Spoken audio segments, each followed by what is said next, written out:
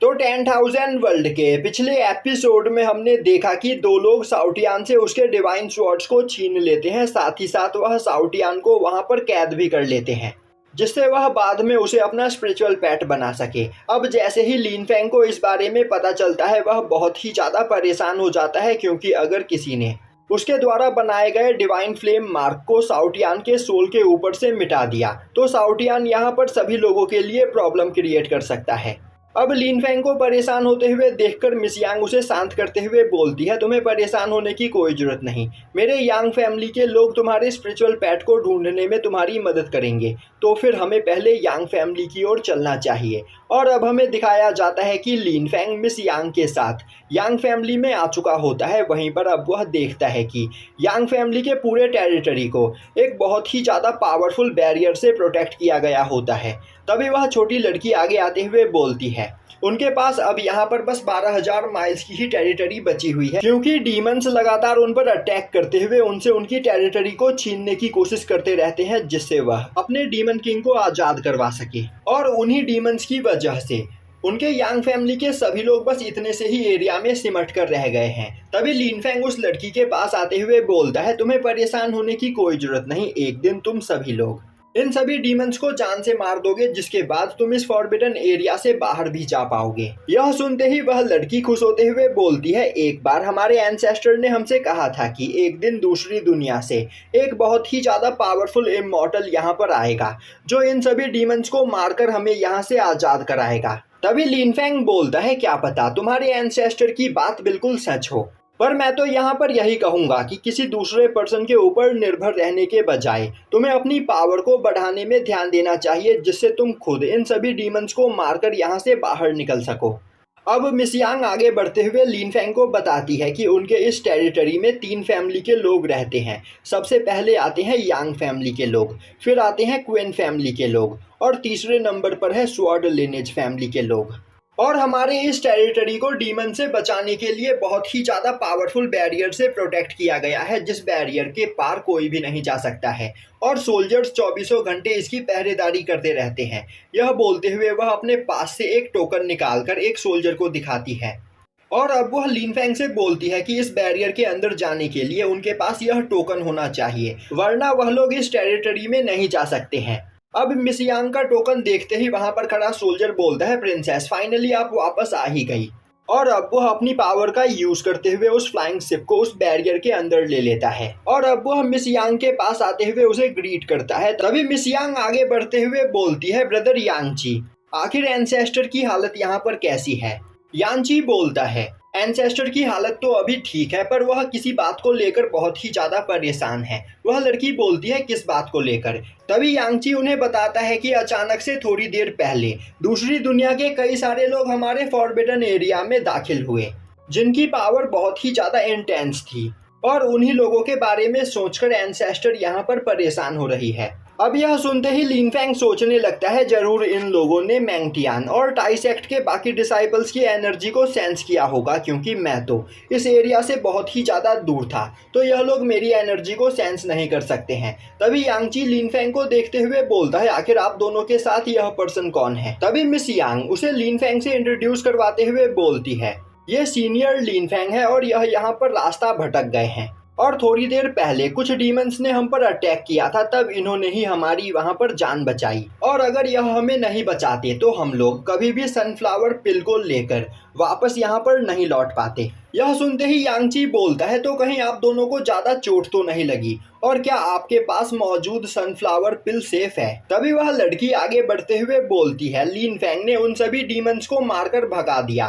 और रही sunflower herb की बात, तो वह हमारे पास बिल्कुल सेफ है। यह बोलते हुए वह यांगची को वह हर्ब दिखाती है। यह देखते ही यांगची खुश होते हुए बोलता है, तब तो आप दोनों को जल्द से जल्द एंसेस्टर सूजू के पास जाना चाहिए, वरना उनकी हालत और भी ज्यादा खराब हो सकती है। अब दिखाया जाता है कि मिस यांग अपने फ्लाइंग शिप के साथ काफी तेजी से यांग फैमिली के मैंशन की ओर आगे बढ़ रही होती है। अब रास्ते में मिस यांग लिन फेंग को बताती है कि इस फॉरबिडन लैंड में आउटसाइड वर्ल्ड से अलग तरह की कल्टीवेशन प्रैक्टिस की जाती है, जिसके लेवल्स भी अलग अलग है, और अब वह लिन फेंग को फॉरबिडन एरिया में प्रैक्टिस की जाने वाली कल्टीवेशन लेवल के बारे में बताते हुए बोलती है। यहाँ पर सबसे पहला कल्टीवेशन लेवल होता है क्यूआई रिफाइनिंग रैलम, फिर आता है बिल्डिंग फॉर्मेशन, फिर गोल्डन एलिक्सर, फिर नासेंट सोल, फिर आता है ट्रांसफॉर्मिंग गॉड, उसके बाद है डिवाइन बॉडी, और फिर हेडाओ, फिर आता है महायान रैलम, और फिर सबसे लास्ट में आता है हेडूजी रैलम। और अब वह लिन फेंग को बताती है कि यह फॉरबिडन एरिया आउटसाइड वर्ल्ड से काफ़ी ज़्यादा अलग है, क्योंकि आउटसाइड वर्ल्ड के मुकाबले यहाँ पर बहुत ही ज़्यादा मात्रा में स्पिरिचुअल एनर्जी है, जिस वजह से यहाँ के रैलम्स आउटसाइड वर्ल्ड के रैलम्स से बहुत ही ज़्यादा पावरफुल होते हैं। और अब वह लिन फेंग से बोलती है, लिन फेंग तुम थोड़ी देर कोर्टयार्ड में हमारा इंतजार करो, हम पहले यहाँ पर एंसेस्टर को उनकी मेडिसिन देकर आते हैं, जिसके बाद हम तुम्हारे स्पिरिचुअल पेट को ढूंढने में तुम्हारी मदद करेंगे। लिन फेंग बोलता है ठीक है, मुझे इससे कोई भी प्रॉब्लम नहीं है। वहीं पर वह सोच रहा होता है कि इस एरिया में रहने वाले तीनों क्लैन के लोग बहुत ही ज्यादा पावरफुल है, क्योंकि नॉर्मल कल्टीवेशन से इनकी कल्टीवेशन काफी ज्यादा अलग है, जिसमें यह अपनी बॉडी के अंदर काफी ज्यादा मात्रा में स्पिरिचुअल एनर्जी को एब्जॉर्ब कर पाते हैं। तो अगर यहाँ पर मुझे कोई पावरफुल अपोनेंट मिल गया तो मैं प्रॉब्लम में पड़ सकता हूँ, इसीलिए मुझे पहले डिवाइन लिक्विड का यूज करते हुए अपनी पावर को और भी ज्यादा बढ़ाना होगा, जिससे जिन भी लोगों ने साउटियान को कैद किया है मैं उनसे फाइट करके साउटियान को आज़ाद करवा सकूं। अब सीन शिफ्ट होता है और हमें दिखाया जाता है कि मिस यांग अपनी एंसेस्टर सूजू से मिलने के लिए आई हुई होती है। वहीं पर एक जगह पर बैठी एंसेस्टर सूजू कल्टीवेशन कर रही होती है, और अब वह मिस यांग को देखते हुए बोलती है, तो फाइनली तुम वापस आ ही गई। तभी वह छोटी लड़की आगे बढ़ते हुए बोलती है, एंसेस्टर हम यहाँ पर आपके लिए सनफ्लावर मेडिसिन लेकर आए हैं, जिसे एब्जॉर्ब करके आप अपनी बॉडी के अंदर बढ़ती हुई डार्क एनर्जी को कंट्रोल कर सकती हो। अब सूजू उस सनफ्लावर हर्ब को देखते हुए बोलती है, इस हर्ब को रिफाइन करने के बाद मेरे बॉडी के अंदर मौजूद इवल स्पिरिट यहाँ पर शांत हो जाएगी, जिसके बाद मैं उसके ऊपर कंट्रोल कर पाऊंगी। तो तुम दोनों ने सच में काफ़ी अच्छा काम किया। यह बोलते हुए वह उस सनफ्लावर हर्ब को रिफाइन करते हुए उसे अपने अंदर एब्जॉर्ब करने लगती है। तभी अचानक से सूजू के सोल सी के अंदर कैद डीमन हंसते हुए बोलता है, तुम्हें क्या लग रहा है तुम कितने दिनों तक मुझे अपनी बॉडी के अंदर कैद करके रख पाओगी? टाइम आ गया है, अब यहाँ पर मैं आज़ाद होने वाला हूँ और जल्द ही मैं तुम्हारी बॉडी के ऊपर कंट्रोल कर लूँगा, जिसके बाद पूरे यूनिवर्स पर हम डीमंस का कब्जा होगा। तभी सूजू अपने पास से एक फ्लेम फर्नेस बाहर निकालते हुए उस डीमन की पावर को कंप्रेस करने की कोशिश करती है। तभी वह डीमन हंसते हुए बोलता है, सूजू क्या तुम्हें सच में लग रहा है कि तुम मुझे यहाँ पर रोक सकती हो? तुम्हारी बॉडी यहाँ पर पहले से काफ़ी ज़्यादा कमज़ोर हो चुकी है, तो जल्द ही मैं तुम्हारी सोल को डिस्ट्रॉय करने के बाद तुम्हारी बॉडी पर कब्जा कर लूँगा।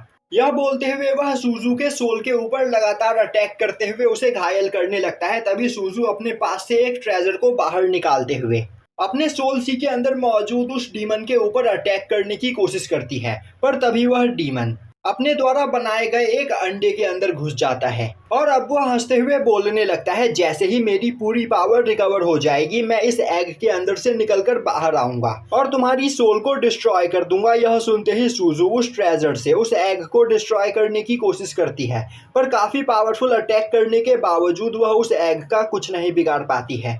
इसीलिए अब वो अपने फ्लेम फर्नेस के साथ सनफ्लावर हर्ब की पावर को मर्ज करते हुए उस एग को वहां पर दोबारा से सील कर देती है। पर यह सब कुछ करने के बाद उसकी हालत काफी ज्यादा खराब हो जाती है, जो देखते ही मिस यांग भागते हुए उसके पास आती है और अब वह उसे संभालते हुए बोलती है, एंसेस्टर आखिर यहाँ पर चल क्या रहा है? आप हमें साफ साफ क्यों नहीं बताती हो? अब एंसेस्टर मिस यांग को बताती है कि आज से 1 लाख साल पहले यहाँ पर जो डीमंस के साथ उनकी फाइट हुई थी, उस फाइट में वह एक यानक्विन नाम के डीमन के साथ फाइट कर रही थी और उसने डीमन यानक्विन को फाइट में हरा दिया था। पर मरने से पहले डीमन क्वीन यू ने अपने सोल को सूजू की बॉडी के अंदर ट्रांसफर कर दिया और वह धीरे धीरे सूजू की सोल एनर्जी को अपने अंदर एब्जॉर्ब करते हुए अपने लिए एक नई बॉडी बनाने लगा। और जब तक सूजू को इस बारे में पता चलता तब तक काफी देर हो चुकी थी, क्योंकि डीमन क्वीन यू तब तक एक एग बना चुका था। इसीलिए सूजू ने अपनी पावर का यूज करते हुए उस एग को अपने सोल सी के अंदर ही कैद कर दिया। पर अब यहाँ पर सूजू की बॉडी धीरे धीरे टाइम के साथ कमजोर होती चली जा रही है और अभी उस डीमन एग के टूटने में काफी टाइम बाकी है। इस मौके का फायदा उठाते हुए डीमन क्वीन यू सूजू की सोल को डिस्ट्रॉय करके उसकी बॉडी के ऊपर कब्जा कर लेना चाहता है, पर उसने जैसे तैसे करके क्वीन यू को अपने सोल सी के अंदर कैद करके रख रखा है। तभी वह छोटी लड़की आगे बढ़ते हुए बोलती है, तो एंसेस्टर, क्या हम किसी तरीके का यूज करते हुए क्वीन यू को आपके सोल सी से बाहर नहीं निकाल सकते हैं?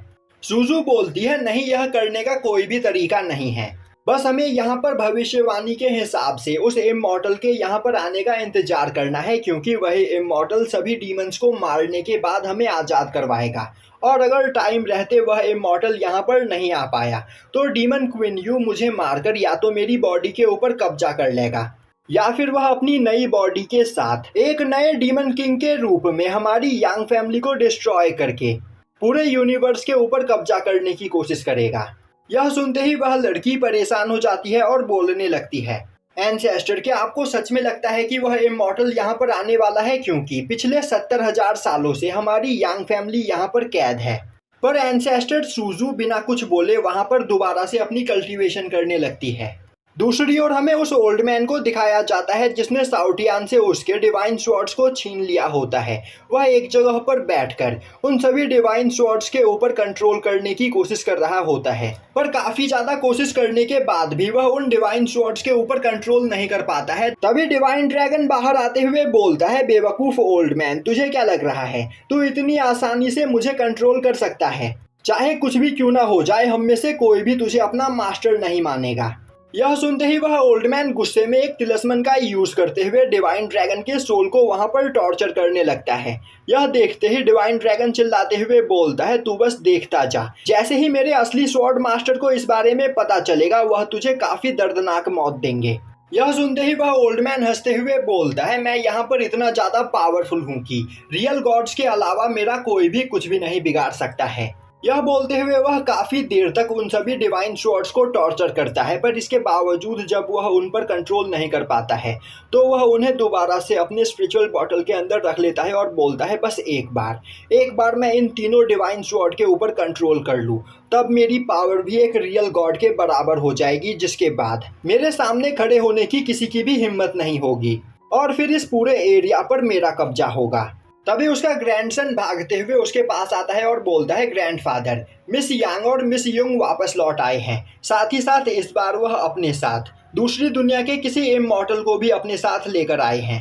तभी वह लड़की बोलती है, मास्टर, मैंने यह पता किया है, एंसेस्टर सूजू ने सनफ्लावर हर्ब की पावर को अपने अंदर एब्जॉर्ब करते हुए अपने सोल सी के अंदर छिपे हुए डीमंस पर कंट्रोल करने की कोशिश की, पर वह डीमन अब पहले से भी ज्यादा पावरफुल हो चुका है, तो वह जल्द ही एंसेस्टर सूजू को मार देगा। यह सुनते ही ओल्ड मैन खुश होते हुए खड़ा होता है और बोलता है, मुझे इसी दिन का तो इंतजार था। तभी उसका ग्रैंडसन हंसते हुए बोलने लगता है, ग्रैंडफादर, एंसेस्टर सूजू के मरने के बाद आप हमारे यांग फैमिली के नए एंसेस्टर बन जाओगे, जिसके बाद आप यहाँ पर जो चाहे वह कर सकते हो। यह सुनते ही वह ओल्ड मैन वहाँ पर जोर जोर से हंसने लगता है और यहीं पर यह एपिसोड खत्म हो जाता है।